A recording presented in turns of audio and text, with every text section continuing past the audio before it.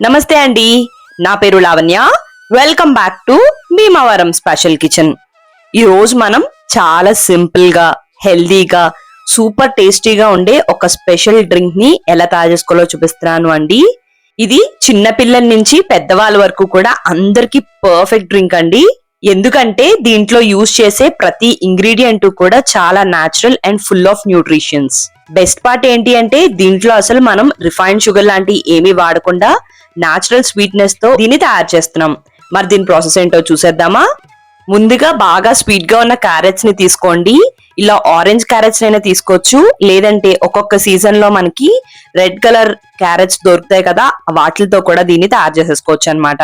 ఇప్పుడు శుభ్రంగా కడిగేసుకుని ముచ్చుకుల్ని కట్ చేసేసుకుని పీల్ చేసుకున్న తర్వాత చూపిస్తున్న విధంగా ఈ సైజులోకి క్యారెట్ ని పీసెస్ లాగా కట్ చేసుకోండి. ఇప్పుడు వీటిని ఏదైనా కప్ తో మెజర్ చేస్తున్నప్పుడు కొంచెం పై వరకు కూడా మెజర్ చేసుకోండి. ఇప్పుడు కుక్కర్ లోకి 2 కప్పుల దాకా కూడా ఈ క్యారెట్ పీసెస్ ని వేసేసుకుని, అలానే దీంట్లోకి ఒక 15 వరకు కూడా బాదం పప్పులు, 15 వరకు కూడా ఫుల్ జీడిపప్పులు అండి. ఇక్కడ చిన్న చిన్నగా తీసుకున్నాను కాబట్టి ఎక్కువ వేసాను. అలానే 1.5 కప్పుల దాకా కూడా నీళ్ళని పోసుకుని కుక్కర్ మూతని పెట్టేసుకుని జస్ట్ 2 విజిల్స్ మాత్రమే రానివ్వండి. ఎక్కువ విజిల్స్ వచ్చేస్తే జీడిపప్పు బాదం పప్పుల్లోంచి ఆయిల్ బయటకు వచ్చేసి నూనె లాగా అనిపిస్తుంది తాగుతున్నప్పుడు. 2 విజిల్స్ వేయించినప్పటికీ కూడా క్యారెట్లు చాలా మెత్తగా ఉడికిపోయి ఉంటాయండి. ఇప్పుడు మనం దీంట్లో బాదం తొక్కతో వేసాం కాబట్టి జాగ్రత్తగా ఈ బాదాన్ని అన్నిటిని కూడా సెపరేట్ చేసేసుకోండి. ఒక్కసారి ఈ బాదాన్ని పక్కకు పెట్టుకుని ఈ క్యారెట్ ని అలానే జీడిపప్పుని పూర్తిగా చల్లారేంత వరకు పక్కకు పెట్టుకుని జస్ట్ ఈ బాదం పప్పులు గోరువెచ్చగా అయిన తర్వాత వీటిని తొక్క తీసేసుకోండి. తొక్క చాలా చాలా ఈజీగా ఫాస్ట్ గా వచ్చేస్తుందండి, ఎందుకంటే వీటిని మనం ఉడికించాం కాబట్టి. ఈ విధంగా అన్నిటిని కూడా తొక్కకు తీసుకుని పక్కకు పెట్టుకుని అలానే 10 నుంచి 15 వరకు కూడా డేట్స్ ని తీసుకోండి. ఖర్జూరం అయితే కంపల్సరీ మనం తాగే టేస్ట్ ను బట్టి బేస్ అయి ఉంటుందండి. తక్కువ స్వీట్ గా తాగే వాళ్ళైతే 10 డేట్స్ సరిపోతాయి. ఎక్కువ స్వీట్ తాగాలనుకునే వాళ్ళు 15 వరకు కూడా తీసుకోవచ్చు. వీటిల్లో ఉన్న గింజలన్నిటిని కూడా జాగ్రత్తగా తీసేసుకుని వీటిని కూడా పక్కకు పెట్టేసుకోండి.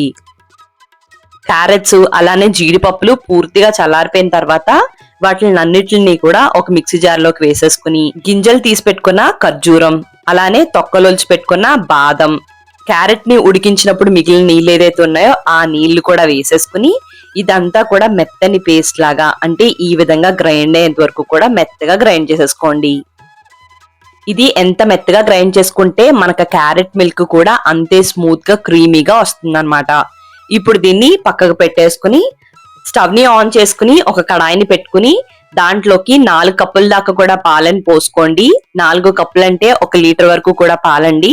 ఈ పాలని మీడియం ఫ్లేమ్ లో పెట్టుకుని ఒక 3-4 పొంగులు వచ్చేంత వరకు కూడా బాగా బాయిల్ చేసుకున్న తర్వాత మనం ముందుగా గ్రైండ్ చేసి పెట్టుకున్న ఈ పేస్ట్ ఏదైతే ఉందో ఇదంతా కూడా ఈ పాలల్లోకి ట్రాన్స్ఫర్ చేసేసుకోండి. మొత్తం అంతా కూడా వేసేసుకున్న తర్వాత అంతా కలిసేంత వరకు కూడా కలిపేసుకోండి. ఎక్కడా కూడా ఉండలు లేకుండా కలిపేసుకోవాలి. ఇలాంటి విస్కర్ గనక మీ దగ్గర ఉంటే దాంతో గనక కలిపితే అస్సలు ఉండలనేవి కట్టవన్నమాట. ఈ విధంగా ఉండలు లేకుండా స్మూత్ గా అయ్యేంత వరకు కూడా బాగా కలిపేసుకుని మీడియం ఫ్లేమ్ లో పెట్టుకుని ఒక 4-5 నిమిషాల పాటు ఉడికిస్తే సరిపోతుందండి. అలానే కొద్దిగా కుంకుమ పువ్వు కూడా వేసుకోండి. కుంకుమ పువ్వు జస్ట్ కలర్ కోసం మాత్రమే కాదండి, మంచి టేస్ట్ ని ఇస్తుంది. అలానే 1/2 టీ స్పూన్ అంత యాలకుల పొడి వేసుకుని దీన్ని ఒక్కసారి బాగా కలిపేసుకుని ఇదంతా కూడా ఉడికించుకోండి. దీంట్లో వేసే ప్రతి ఇంగ్రీడియంట్ కూడా ఆల్రెడీ ముందు ఉడికించాం కాబట్టి జస్ట్ 4-5 నిమిషాల పాటు దీన్ని ఉడికిస్తే సరిపోతుంది అన్నమాట.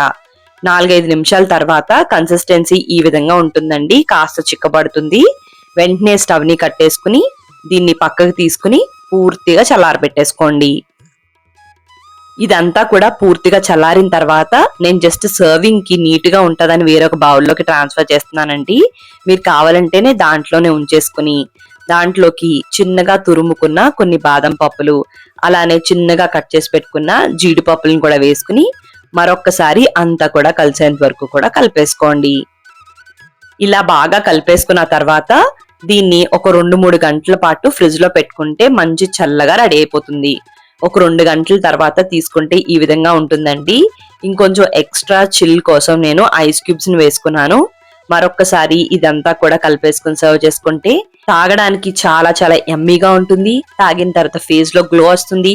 అంతేకాకుండా మనకి హెల్త్ కూడా చాలా చాలా మంచి చేసే ఇంగ్రీడియంట్స్ అన్ని కూడా దీంట్లోకి వేసాం కాబట్టి హెల్త్ కూడా చాలా మంచిది. మరి మీకు ఈ వీడియో నచ్చినట్టయితే compulsory like, comment, share and subscribe to Bhimavaram special kitchen. Thank you అండి. మరి మళ్ళీ వీడియోలో కలుద్దాం.